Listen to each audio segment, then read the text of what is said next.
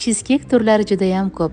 Duxovkada tayyorlanadigan jelatinsiz eng mazali Rafael cheesecake retsepti bilan bo'lishaman. Siz yeb ko'rgan cheesecake'lar orasida eng mazalisi bo'lishiga ishonaman. Chopper yordamida pechenkamizni madalab olamiz. Bodom uni, xona haroratida eritilgan margarin yoki saryoni solib aralashtirib, qolipimizga chetlarini ko'tarib, tekislab chiqamiz. Kremli qismiga o'tamiz. Qaymoq, tvorojniy sir labniy, kokos qirindisi, shakar, tuxum solib yaxshilab aralashtirib olamiz.